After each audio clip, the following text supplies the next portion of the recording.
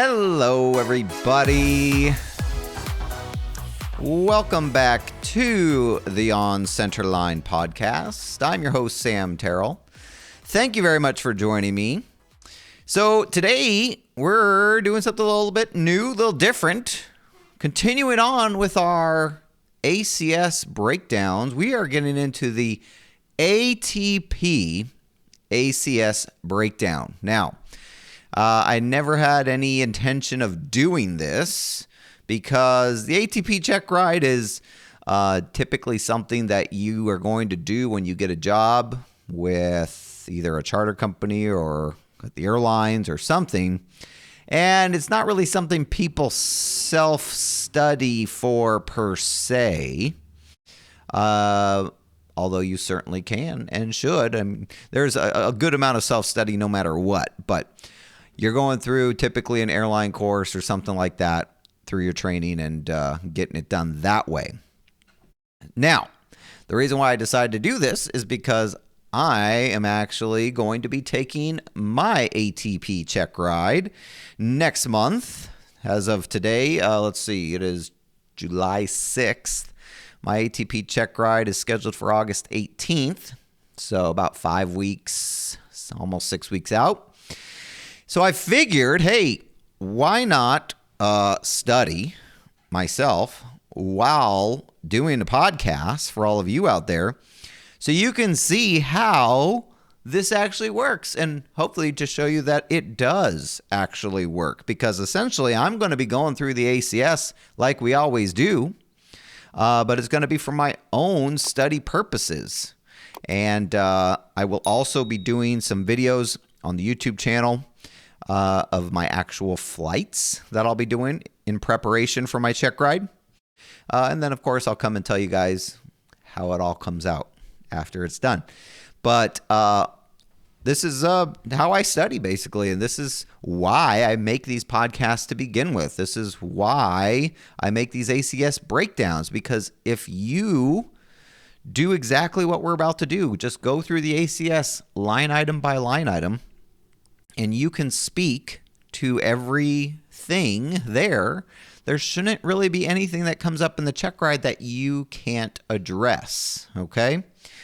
Now, the ATP check ride's a little different because it is largely based on Part 135 and 121 operations. We're going to be talking about, a lot of turbine and jet systems that are going to be similar across the board, but also very aircraft specific.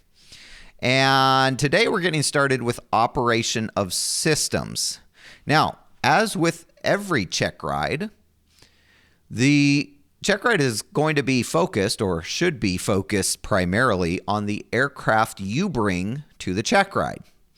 I'm going to be doing my check ride in our Apache PA-23 Geronimo. And so obviously it's not a jet. It does not have turbine engines. It doesn't have all the fancy bells and whistles of an airliner. And so a lot of the stuff that I'm going to be looking at and going through, I'm not going to be able to help you. If you're going out to do your ATP check ride in a 737 or something along those lines, or any other jet, this may or may not be helpful for you specifically. But hopefully the structure in which I'm approaching this helps guide you in your own structure. But we're going to go through this operation of systems. This is an area of operation 1, pre-flight preparation. Task A, operation of systems.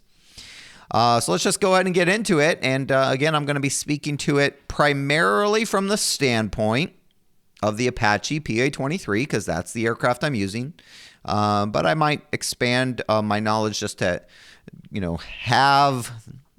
I might be asked about certain types of systems that are out there, even if they're not on my airplane. So there may be certain things I want to become familiar with, even if they're not directly applicable to my aircraft.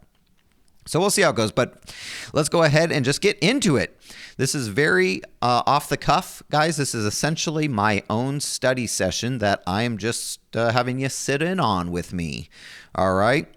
So our objective is to determine the applicant exhibits satisfactory knowledge, risk management, and skills associated with aircraft systems and their components, and their normal, abnormal, and emergency procedures. So the same objective that we have for every single check ride and every ACS. All right, knowledge items. First one up is, it says the applicant demonstrates understanding of landing gear extension and retraction systems, indicators, float devices, brakes, anti-skid, tires, nose wheel steering, and shock absorbers. Okay, so just thinking about our own Apache PA-23, our landing gear is hydraulically driven. Okay, it is, of course, a tricycle landing gear. And it is driven by our hydraulic system. So it is also paired with the flaps in our hydraulic system. The landing gear takes priority over the flaps. If we were to initiate or activate both the flaps and the gear, doesn't matter which direction, the gear would activate and would need to finish their cycle before the flaps do, okay? Before the flaps do anything. They won't come up or go down. The flaps might get blown up from the oncoming wind a little bit, but they actually won't finish their cycle until the gear finishes. So our landing gear is hydraulically driven. That's how it extends and retracts. Our handle in our Apache, there's always a center position for both the flaps and the gear. The center position is basically closing all the valves. You know, if you have an electric system, an electric gear system, or just any electric systems work with switches, right? Hydraulic systems work with valves. So the center neutral position for these handles basically keeps all valves closed. And then by bringing the handle up or down, you are opening one or the other valve to allow the hydraulic fluid to either enter the actuators or leave the actuators to retract or extend the gear. Okay, so let's see here. Our brakes are standard. I mean, we use they're hydraulically driven brakes technically, right? We got our standard brake fluid. We don't have any anti-skid devices in our Apache, other than the fact that, you know, the Apache is made to be extremely controllable and handle very well at slow airspeeds. This is largely because of the wing design, which is designed to create as a very high lift wing, and so it likes to fly. So even at relatively slow airspeeds, these wings, combined with their original design, and in addition to we actually have our vortex generators on our wing, they fly at very slow airspeeds, and therefore, even at slow airspeeds, we can have lift that is taking weight off the wheels of our brakes. So if we land, or if we had to do a high-speed abort on takeoff, the brakes aren't going to be overly effective until we get below at least around 50 miles per hour or so. Once you get below 60 and 50 miles an hour, the brakes become much more effective. But if you are going too fast and you try to get on those brakes too aggressively, they are going to skid. And you have to be aware of that. And you really have to use aerodynamic braking as much as possible and allow the aircraft just to simply slow down to get the weight on the wheels before they're going to be their most effective. Nose wheel steering. We have great nose wheel steering in our Apache. Not much that I think I can say about that. And by the way, for any of you out there listening or watching on YouTube, I would appreciate it if you come up, if you have any ideas for questions that the examiner might ask me, please leave them in the comments. I would love to just get your feedback on questions and see if I can answer them. And if not, I'm going to go look them up. And you guys can help me prep for this check ride just as much, if not more, than hopefully I'm helping you prep. So yeah, nose wheel steering, shock absorbers. You know, we have our standard kind of oleo struts on our tires. Okay, our air oleo struts. So those are kind of the primary shock absorbers, if you will, on our aircraft. And of course, it's important to make sure they have the proper inflation and they're not bottoming out and hitting metal on metal there. So that's our landing gear system. If we're talking about failure modes of our landing gear system, and this kind of gets into the hydraulic system in general, but we do have an emergency hand pump that can be used for the landing gear and the flaps. So if we were to lose our engine-driven pump, we have one engine-driven hydraulic pump. If we were to lose that, then we could use the manual hand pump. Or if we were to have a partial hydraulic leak in our system, the engine-driven pump pulls kind of from the top of the reservoir in our hydraulic system, whereas the hand pump pulls from the bottom. So if we had a partial leak that depleted the hydraulic fluid to a point where the engine-driven pump could no longer access that fluid, it is conceivable or possible that we could still use the hand-driven pump to actuate the gear and flaps. But if you had a full hydraulic failure, like a full hydraulic leak, all your hydraulic fluid goes away.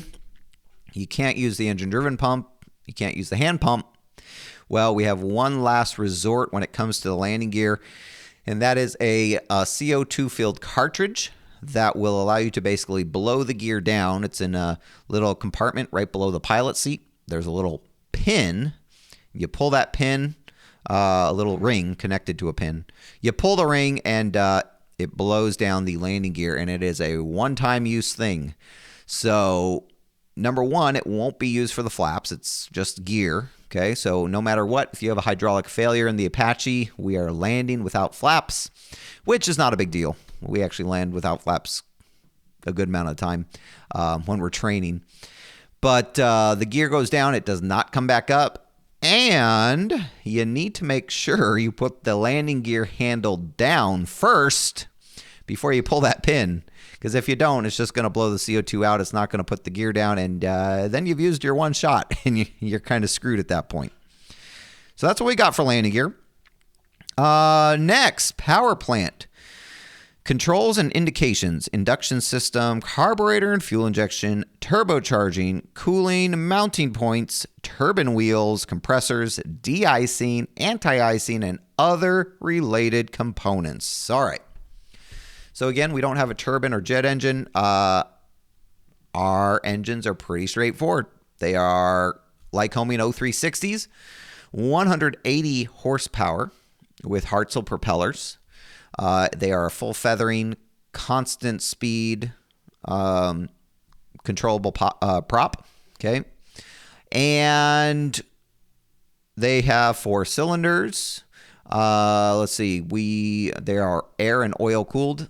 This is standard for all kind of reciprocating, Lycoming, Continental piston engines. So nothing really out of the ordinary here. Let's see here. We could talk about how the propeller actually works because this is kind of important. We need to know the basics of how the governor operates and governs the RPM of the propeller. So for those of you who don't know, and I think we talk about this in our other ACS breakdowns and systems videos, but maybe not. The governor is an ingenious piece of engineering and has been around for at least 100 years at this point, probably over 100 years, this technology, which is really impressive in and of itself. But, I always used to think that propellers, like you would pull the blue handle and it would tell a computer or something that, hey, this is the RPM I want, and I want you to just hold this RPM. And the governor would do it. But that's not how governors work. It's so much simpler than that, and it's based strictly on physics. And just science and yeah, it's just physics. So, the basic components of our governor, when we pull the blue handle back in the cockpit, it is connected to the speeder spring in the governor. Okay. That speeder spring puts tension on what are called flyweights. Okay. And the flyweights They move in and out with centrifugal force. The faster the engine spins, the faster the governor spins, and the flyweights will move out because of the centrifugal force. The slower the engine goes, the slower this flyweights spin, and they come inward. Okay? So when we crank on the speeder spring through the blue handle, we are setting kind of a baseline for where, what type of tension is on these flyweights. And the flyweights, as they go out and in, they control a valve called the pilot valve. That pilot valve controls how and when and where oil, high pressure oil from the engine, travels either into the propeller hub or out of it. So as the speeder spring, it cranks down, it sets kind of a baseline for our flyweights. So let's just say we set our RPM to 2400 RPM.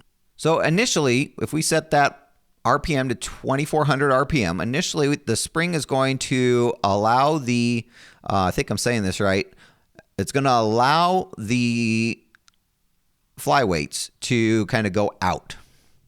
And when they go out, it's going to open the valve in a way that allows oil to go from the engine into the prop hub, okay, which pushes against a spring and a kind of a nitrogen-filled piston.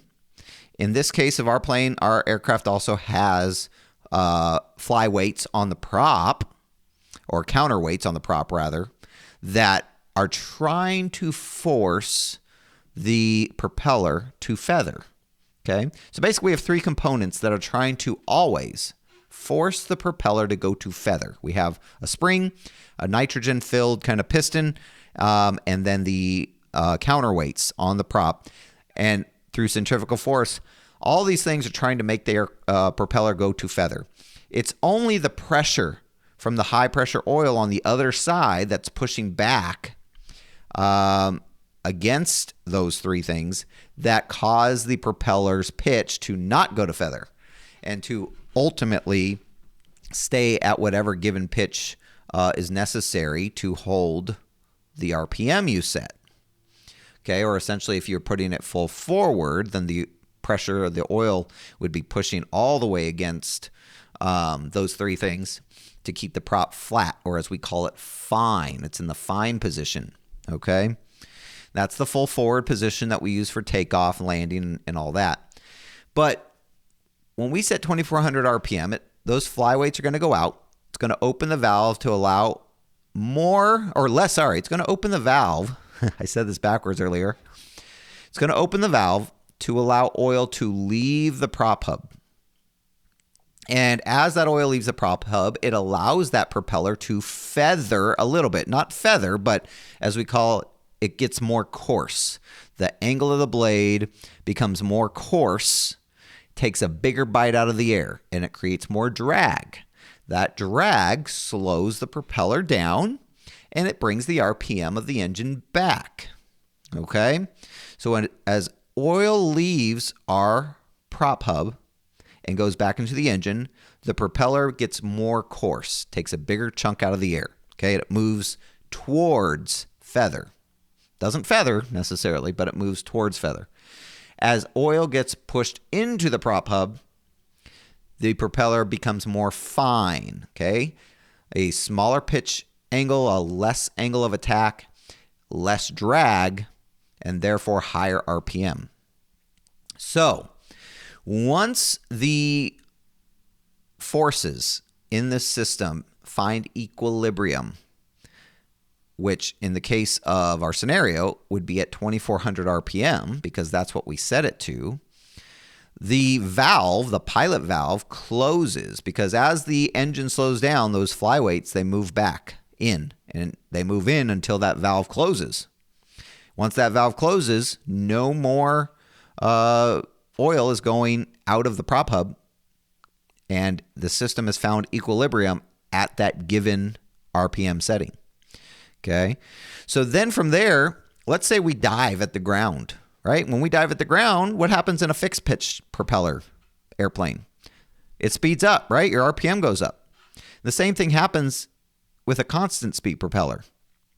We dive at the ground and the propeller starts spinning faster, which speeds up the flyweights. They move out because of the centrifugal force, opening the pilot valve, allowing oil to leave the prop hub more, which allows the propeller to get even more course, taking even a bigger bite out of the air, and creating even more drag, which then slows the propeller back down to 2,400 RPM because that's the equilibrium point we've set with the speeder spring to where the pilot valve closes and it stays at that speed. Now, conversely, what if we start climbing? Well, we start climbing and the airspeed slows down. The propeller is going to start slowing down. So as the propeller slows down, those flyweights move inward because it slows down. As they move inward, it opens the pilot valve in the opposite direction to allow oil to go from the engine into the prop hub, and it makes the propeller more fine. With that reduced drag position of the propeller, it speeds back up, and it maintains that 2,400 RPM. Okay? So the whole prop governor is an ingenious system that works purely on physics, centrifugal force, and the idea that all things in the universe want to find balance, right?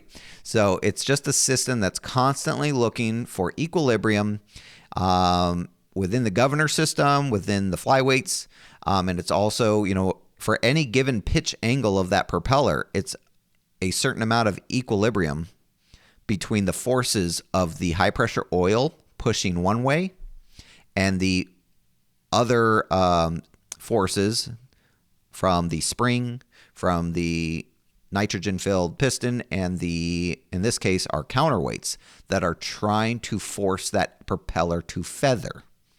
Now, why is it designed this way? Because if we lost all oil pressure, if we lost all of our oil in a multi-engine aircraft, we want that propeller to automatically feather. So if all the oil left, the prop would automatically feather because the piston and the spring and the counterweights force it to go to feather. And that way we reduce drag on the engine and we don't have to manually do it. All right. All right. So that's kind of our power plant system and our propeller system. Carburetor, we do have carbureted engines. So of course we have carburetor heat. We're going to be aware of any carburetor ice and use appropriate risk management in regards to that. Generally, it's not necessary to use the carburetor heat with the way that the engines are cowled and the way Lycoming makes their engines and the way Piper makes their planes and everything. The carburetors don't tend to get very cold, so there's actually no standard use of carburetor heat in these planes with these engines. That doesn't mean that we're not aware of it, and it doesn't mean that we don't get carb ice. We do at times, so it's something we need to be aware of. Okay. We don't have any turbocharger, sadly. Cooling for our engine, again, it's air and oil cooled. We need to make sure we're monitoring CHTs and EGTs and things like that. But basically, if our engine begins overheating, there's only really one thing we can do. Well, not one thing. We can enrich mixtures, which might help the temperature a bit. We can reduce power setting, and we can lower the nose to increase airspeed, get more air going over those engines. So we want to be aware of that. Let's see. Yeah, we have no de-icing or anti-icing as far as our engine is concerned, except for the carburetor heat. Carburetor heat is intended, remember the difference between de-icing and anti-icing. De-icing is meant to get rid of existing ice. Anti-icing is meant to prevent ice from forming. Now, people make the argument that carburetor heat is a de-icing tool, and while it can be used as a de-icing tool under some circumstances, it is intended as an anti-icing tool. It is intended as a preventative, and we want to make sure we're using carburetor heat in situations where we expect carburetor ice could be a factor, but prior to actually accumulating it, or certainly prior to accumulating a lot of it. All right. So we got that. And that's about all there is to our engines. Of course, we, if we skip ahead a little bit to the oil system, our capacity of oil is 8 quarts. We kind of need 6 as a minimum. We usually fly around with about 7. The allowable types of oil, I'll look it up. I honestly forget the exact numbers of the type of oil off the top of my head, but I'll make sure I reference that. Quantities we just talked about, between 6 and 8 generally for the O360, and the indicators. And our indicators are pretty standard. We got oil pressure and oil temperature as far as our oil system is concerned. So we monitor those at all times throughout flight. Propellers we just talked about. That was after power plant. We already talked about that. Okay, so controls, the feathering, unfeathering, auto feather, synchronizing of propellers. So we don't have any tools to make sure our propellers are in sync, except the 2 things that are on the side of our heads, our ears, right? Now, yes, we have our RPM. And in general, to sync the propellers, we want them to be at the same RPM. So we do have our tachometers, which tells us the RPM of the engines. And generally, if we just make the RPMs match, they're in sync. But when you are out of sync with your 2 engines, you can hear it. The sound of the engines start making that kind of wow, wow, wow, wow, wow sound. And depending on the frequency and how far off the propellers are from each other, it'll change the frequency of that wah-wah. It might be fast, like wah-wah-wah-wah-wah-wah-wah-wah-wah, or it could be slow, wow-wow-wow. And you can hear it change as you adjust the RPMs of a given engine relative to the other. So it might start out by going wow, wow, and as you change the propeller speed, it'll change the frequency of that. It'll go wow, wow, wow, wow, wow, wow, wow, wow, wow, wow, wow, wow. And we want to get it to where it's not wow-wowing at all.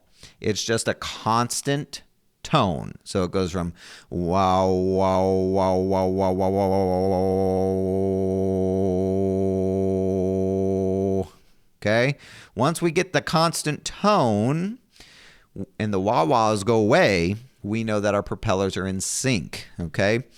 Some aircraft have actual auto sync systems that will auto sync your props, but we don't have that. So we just have to use our tachometers and our ears. All right. Thrust reverse, we don't have.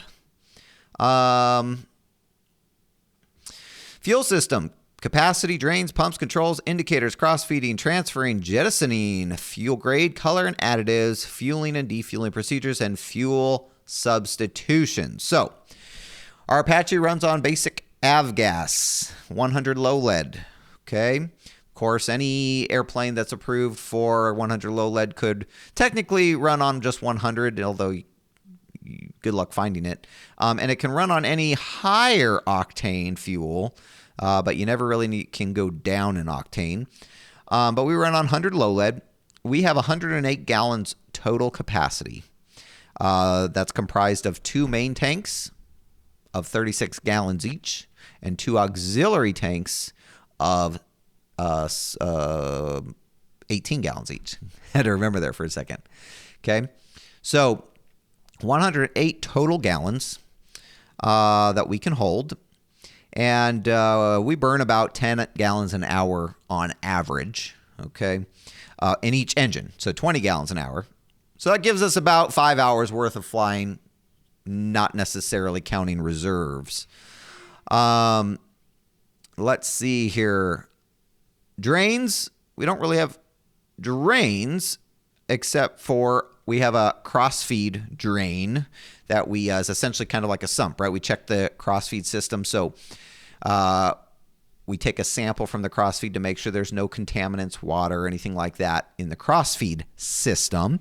And then, of course, we have a sump from each on each side as well, left side and right side. It can pull from the auxiliary tank or the main tank, whichever one you have selected.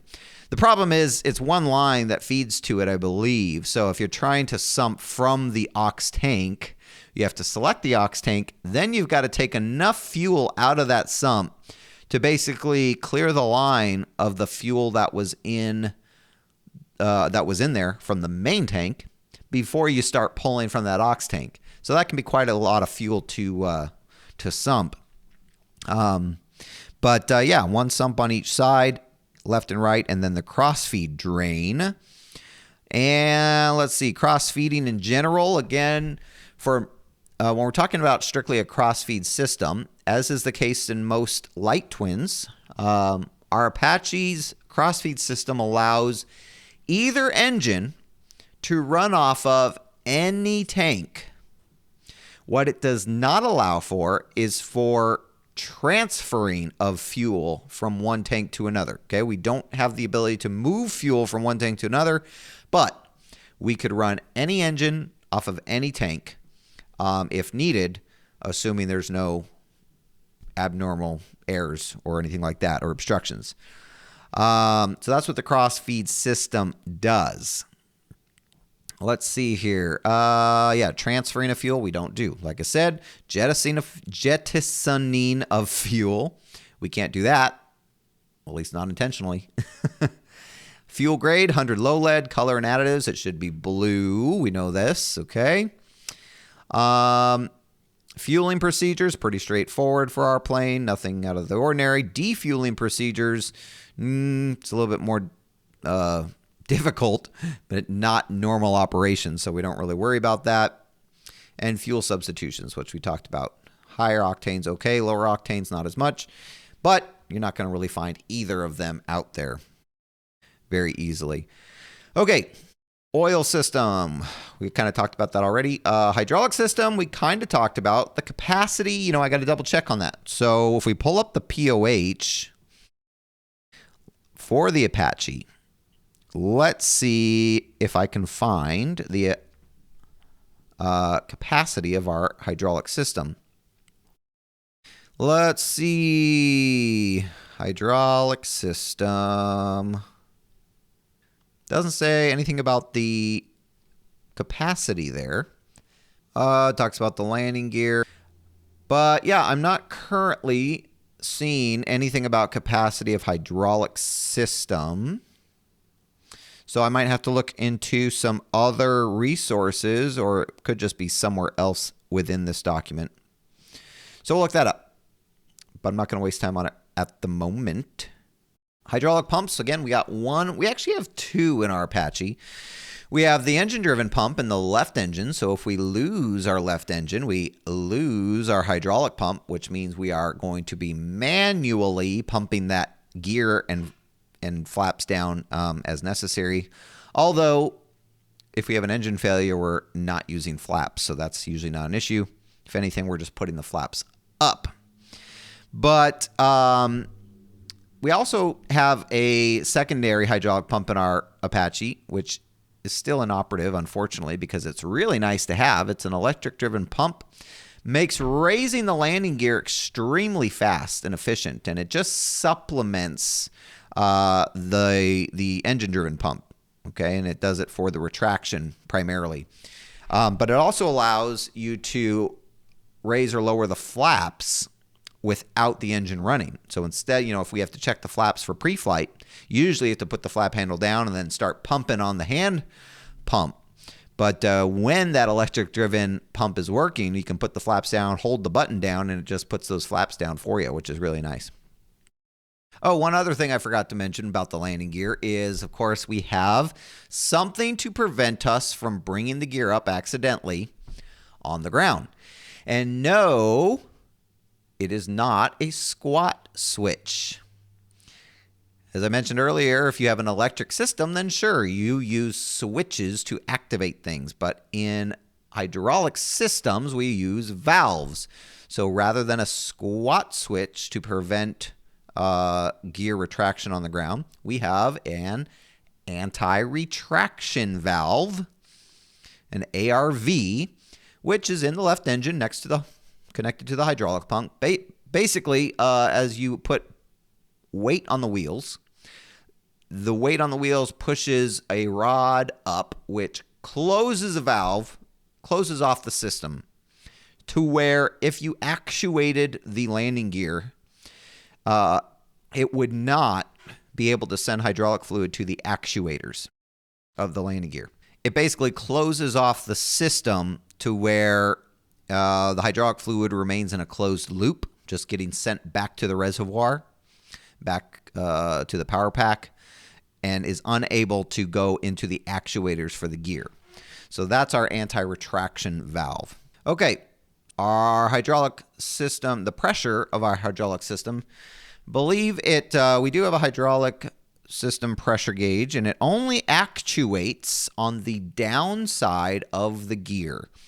And when it actuates on the downside of the gear, I believe it's usually about 1200 psi. Let me check the POH to see.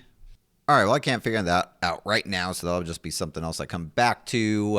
Unfortunately, you know, these old POHs, these old aircraft, this is a 1957 Apache, they don't have nearly the amount of information that our modern day aircraft have. So be thankful for those large POHs that you have these days with your newer aircraft, because all that information, you know, you might take it for granted, but when you are trying to find a certain piece of information and your POH is, you know, only 37 pages long, there's not much there all the time.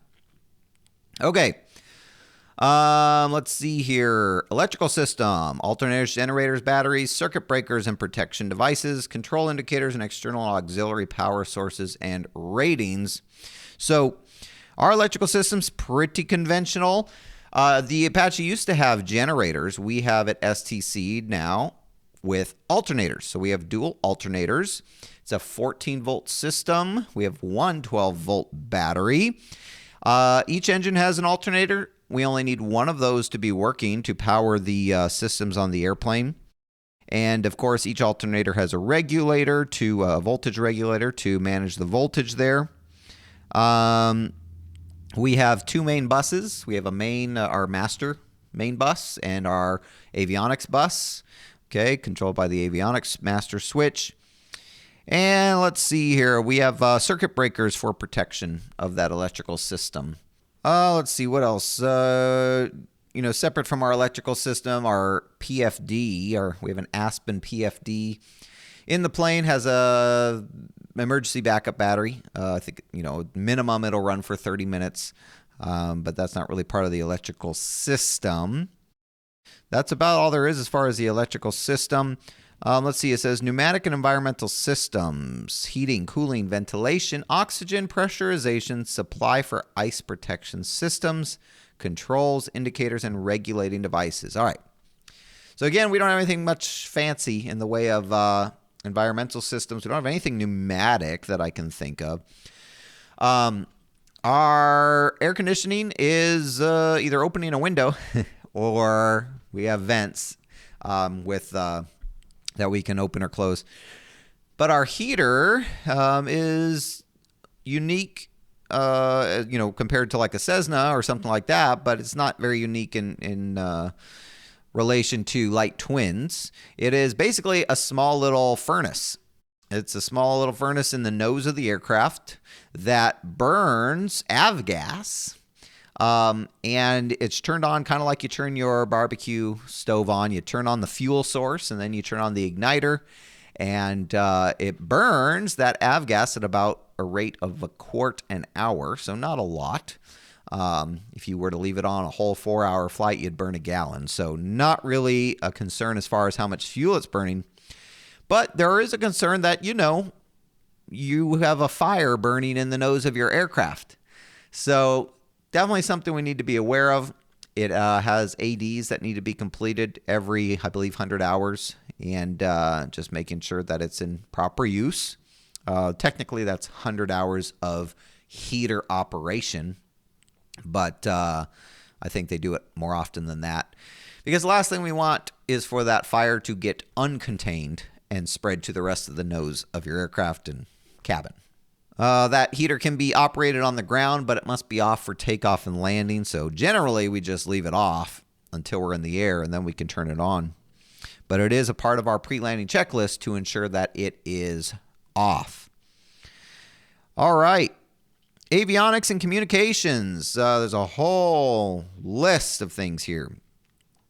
Just some of them are autopilot flight director, EFIS, electronic flight instrument systems, FMS, EFB, INS, GNSS, SBAS, GBAS, ADSB, ADSC, a whole bunch of things. So basically in our airplane, we have a Garmin 430 with WAS, okay? We have the Aspen PFD, which gives us our attitude information and heading information. It does pull from sources like our pitot-static system to be able to give us airspeed, altitude, things like that. However, we generally keep those tapes turned off because for whatever reason, there's some inconsistencies with what the tapes on the PFD show versus the round gauge dials. So we just go off the round gauge dials usually for airspeed and altitude and such. As far as our PFD goes, again, it pulls from sources such as the GPS, the pitot-static system. It's got the minimum 30-minute backup battery. It has a magnetometer that provides it heading information, right? And let's see, we do have ADSB out in the plane. Autopilot, we don't really have. We have a wing leveler. Honestly, I've never even tried it yet. So I'm going to actually be going out for my first kind of training flight, if you will, tomorrow. So I'll give it a shot. I'll see how effective it is, but it's just a wing leveler. So, a little bit of an extra hand in some higher workload scenarios, but nothing that's going to be flying that plane for me. Ice protection. We don't really have ice protection. We are not approved for FIKI, right? We are not approved for flight into known icing. But we do have pitot heat, so that is something we use as a anti-ice tool, not a de-icing tool. That's about all we got in that regards. And then let's see here, crew member and passenger equipment like oxygen, survival, emergency exits. There's only one door in the Apache. Now, the windows themselves can be kicked out in an emergency fairly easily, so they can be used as emergency exits if the door was jammed. The oxygen, we don't carry oxygen. We don't have a built-in oxygen system in the Apache, but I am going to ensure that I know not only, of course, the Part 91 oxygen requirements, but because, again, a lot of this check ride is focused on Part 135 and 121 regulations, I'm going to make sure I'm familiar with all the Part 135, 121 oxygen requirements as well. Okay, and just kind of knowing the different types of oxygen systems, the cannulas versus kind of the full face masks and things like that. So I'll be brushing up on that information. Yeah, it talks about the quick donning oxygen masks and things like that.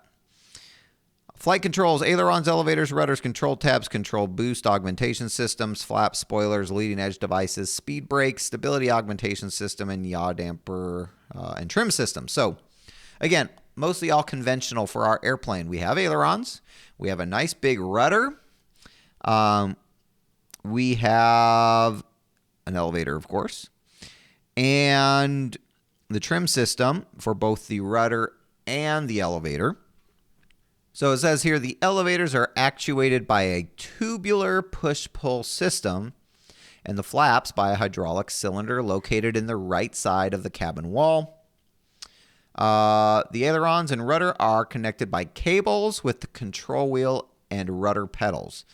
The rudder has a trim tab operated by a crank in the center of the forward cabin ceiling. Okay, it's one of the lasso Piper handles for trim.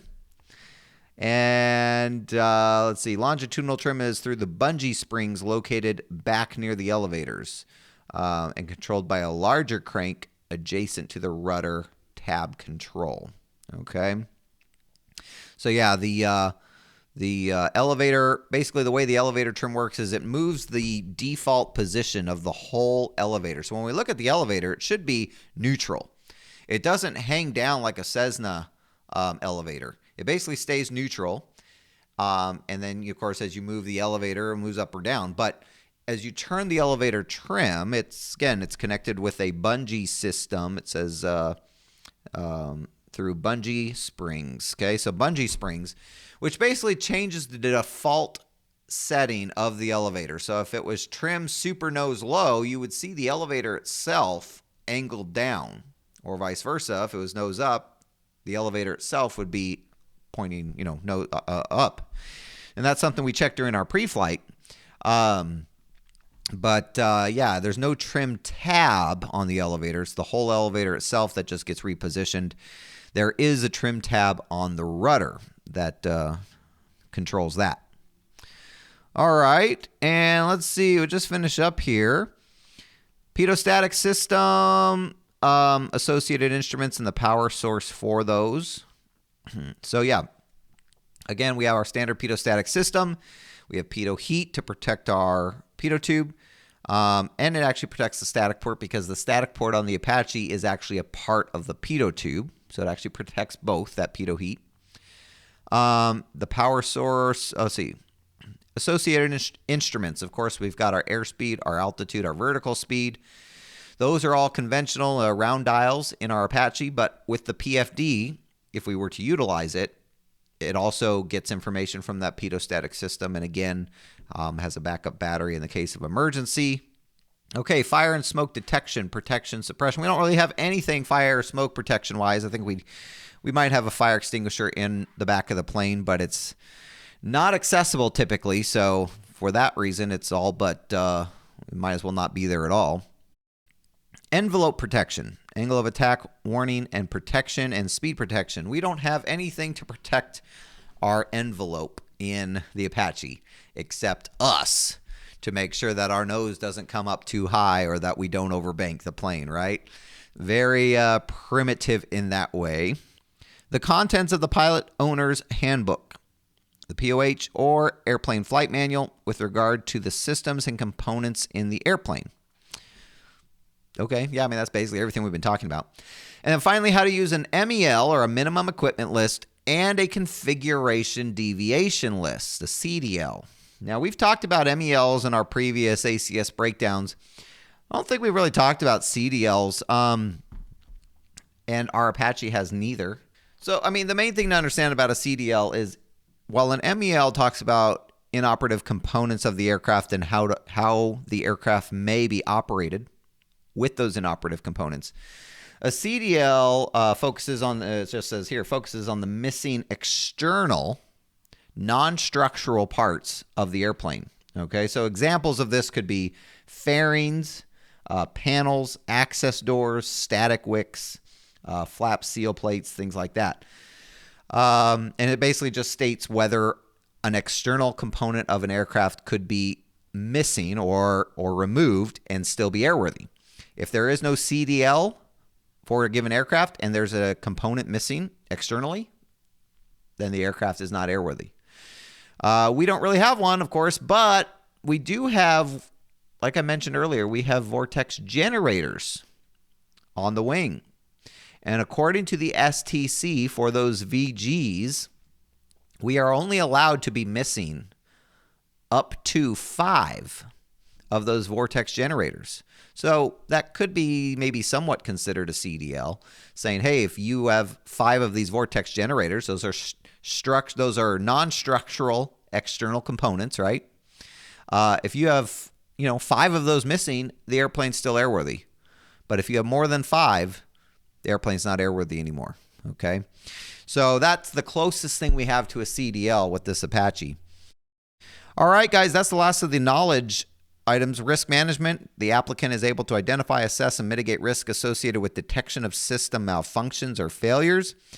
Management of a system failure, monitoring and management of automated systems, and following checklists or procedures.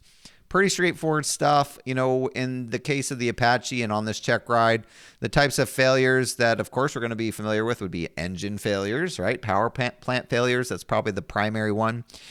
Perhaps some avionics failure, whether it's loss of WAS, loss of GPS in general, the PFD dies, whatever, and how to manage those failures. Could be a hydraulic failure, right? Talked about the contingencies we have for that.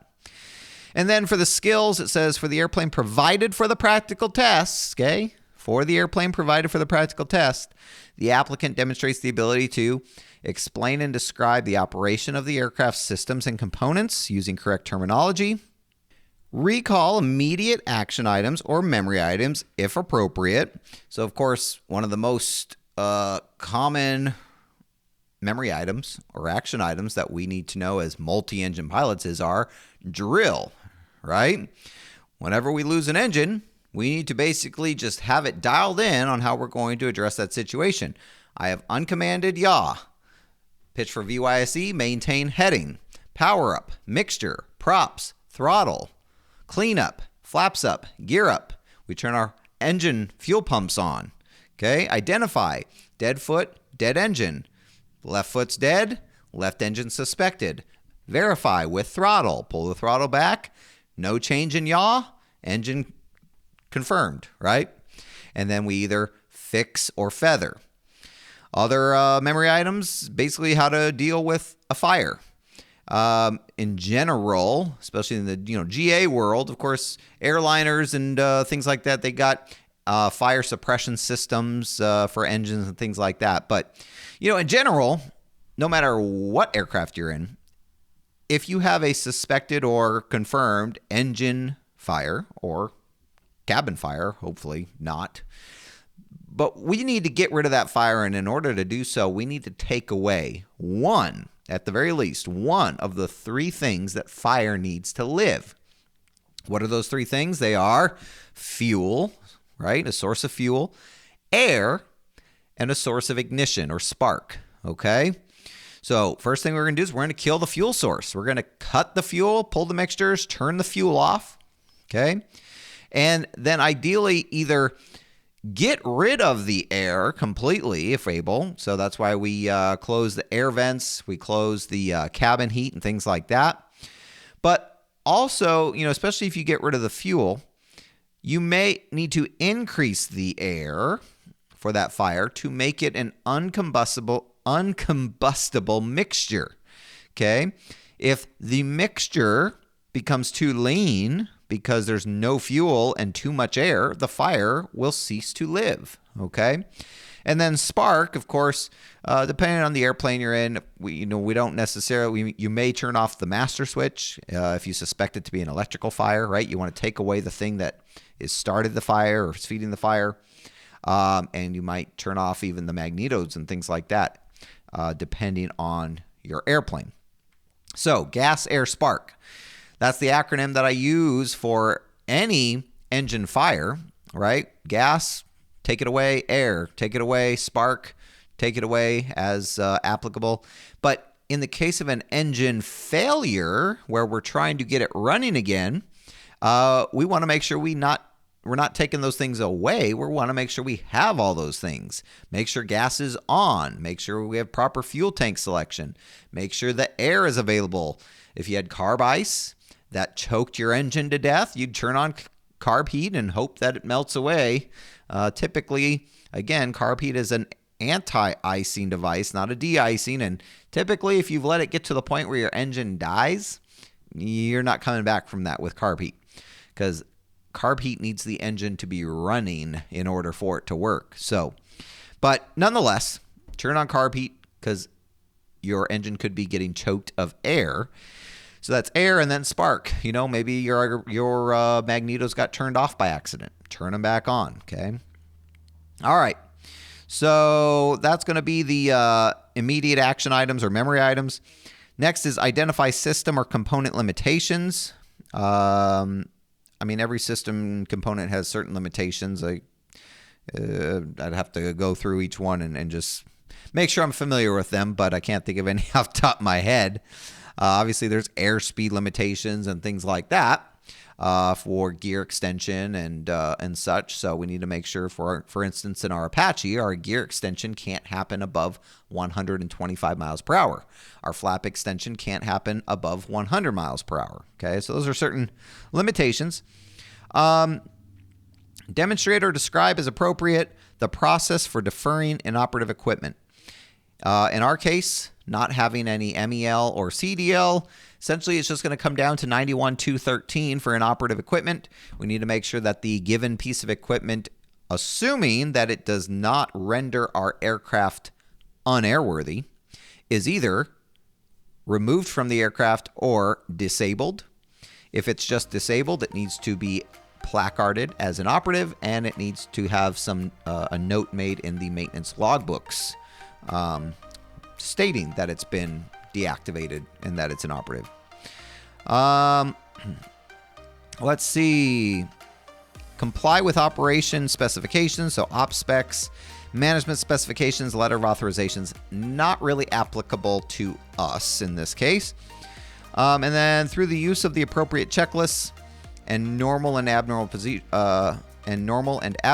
procedures, demonstrate the proper use of the aircraft systems, subsystems, and devices as determined by the evaluator. All right, so I mean that's pretty straightforward. It starts with just operating the plane appropriately with proper checklist usage, and then using those checklists and procedures appropriately through any scenario or situations that the examiner asks of me, okay, or presents to me. All right, guys, well, that'll about do it for our operation of systems in this first episode of our ATP ACS breakdown. I know it's a little bit different from what we've done in the past, and a little bit harder to do it the same exact way as what we've done in the past. Again, it's more just my study session and having you sit down with me. But I hope you got something out of that. I really appreciate you spending time with me today. Be sure to hit that like button and that subscribe button if you're here on YouTube. Hit the follow button if you are out there in podcast land. I really appreciate you spending time with me, and we will see you next time on Centerline.